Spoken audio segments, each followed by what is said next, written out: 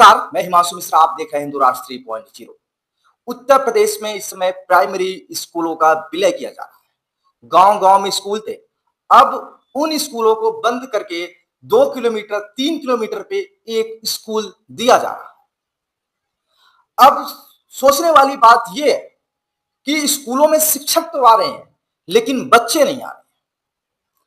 अब बच्चे क्यों नहीं आ रहे हैं? क्या शिक्षक पढ़ाते नहीं है? शिक्षक बहुत अच्छी तरीके से पढ़ाते हैं। आखिर आ क्यों नहीं रहे? ये सच्चाई मैं आज आप सबको बताने के लिए यहां पे आया हूं। आप उत्तर प्रदेश के गांव-गांव में जाइए तो आपको गांव-गांव में प्राथमिक विद्यालय फलागांव, विकास खंडीय, जनपदीय प्राइमरी स्कूलों में अपने बच्चों को नहीं पढ़ाते। लोग चाहते तो हैं कि हमारा बच्चा सरकारी नौकरी पाए, लेकिन हमारा बच्चा सरकारी स्कूल में ना पढ़े। ये लोग चाहते हैं। ये भारत की सच्चाई और खासकर उत्तर प्रदेश की सच्चाई है। ये भारत की सच्चाई है और खासकर उत्तर प्रदेश की सच्चाई है। आप सबने देखा होगा कि अगर आपके गांव में स्कूल है और बगल में एक प्राइवेट स्कूल और एक प्राइमरी स्कूल है, तो लोग प्राइमरी स्कूल को वरीयता नहीं देंगे। मतलब जो गवर्नमेंट स्कूल है उसको वरीयता नहीं देते, बल्कि प्राइवेट स्कूल को वरीयता देते हैं। उसके पीछे का कारण आप जानते हैं। योग्य शिक्षक भी सरकारी स्कूल में, प्राइवेट से ज्यादा योग्य शिक्षक सरकारी स्कूल में, लेकिन फिर भी लोग प्राइवेट स्कूल में भेजते हैं। उसका कारण आप कहेंगे कि माता पिता है, स्कूल के शिक्षक है, तो आप गलत है। उसका कारण है राज्य सरकार। जो सुविधाएं प्राइवेट स्कूल में मिल रही हैं, क्या वो सुविधाएं प्राइमरी गवर्नमेंट स्कूल में मिल रही हैं? 2-2 रूम है, उसमें 5-5 क्लासें चल रही हैं। स्कूल में पंखे नहीं है, लाइट नहीं है। आजकल का बच्चा, आजकल के मां बाप ये चाहते हैं कि स्कूल में बच्चा जाए तो फुल फैसिलिटी मिले, बच्चों को खेलने के लिए खिलौने मिले, ना कि बोर्ड पर छाप दिया जाए कि हाथी है, ये शेर है, ये मुर्गा है तो ये मुर्गी है, ये कुत्ता है तो ये बिल्ली है।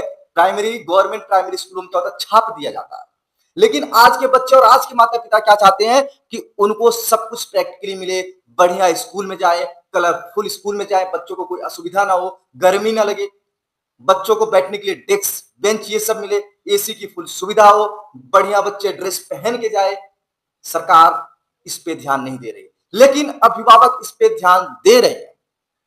सरकार तो ध्यान नहीं दे रही है, लेकिन अभिभावक इस पे ध्यान दे रहे हैं। आप प्राइमरी स्कूलों, जो गवर्नमेंट प्राइमरी स्कूल है, उनकी हालत जाकर अगर आप देखेंगे ना, तो आप कहेंगे यार क्या स्कूल है।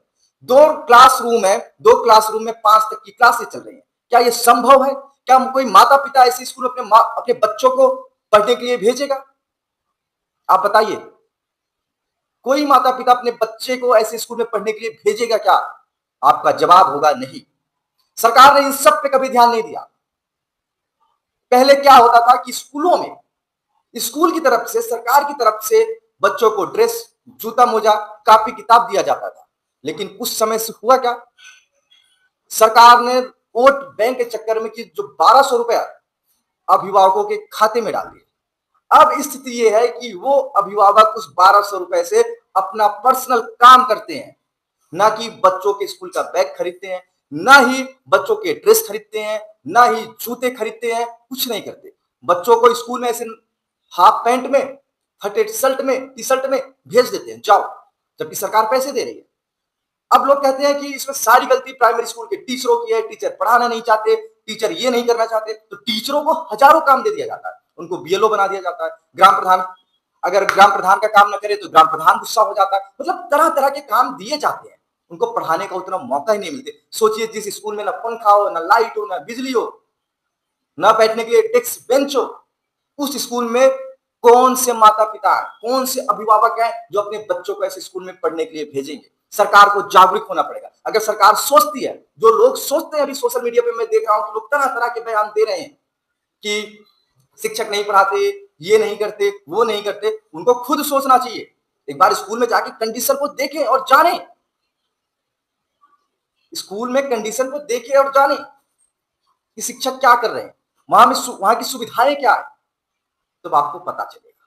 और ये सच्चाई है जो मैंने आपको बताया, ये सच्चाई। सरकार को इस सब पे ध्यान, अगर प्राइवेट स्कूल से तुलना करनी है सरकारी स्कूल की, तो सरकार को प्राइवेट स्कूल जैसी सुविधाएं, सरकारी प्राइवेट स्कूल जैसी सरकारी बिल्डिंगें होनी चाहिए। पूरा वातावरण, पूरा इन्वायरमेंट पूरा प्राइवेट सेक्टर जैसा करना पड़ेगा, माहौल बदलना पड़ेगा, तब आप तुलना कर सकते हो। आप किसी शिक्षक को आप ऐसे खुलेआम नहीं कह सकते कि वो पढ़ाता नहीं था, सरकारी स्कूल शिक्षक पढ़ाते नहीं थे इसलिए सरकार ने स्कूल को मर्ज किया। टीचरों की क्या गलती जब उन्हें सुविधाएं ही नहीं दी जा रही है? दो रूम में 5 क्लासेस चल रही है, भैया कौन पढ़ाना चाहेगा? 10 बच्चे एक रूम में हो जाते तो टीचर नहीं पढ़ा पाते। यहाँ के अपने घर में अगर 2 से 3 बच्चे हो जाते हैं, चिल्लाना शुरू कर देते हैं तो उन्हें संभालना मुश्किल हो जाता है। वहां 5 क्लास में सोचिए इतने बच्चे हो, मान लीजिए 40 ही बच्चे हो, क्या आप उन्हें संभाल सकते हैं?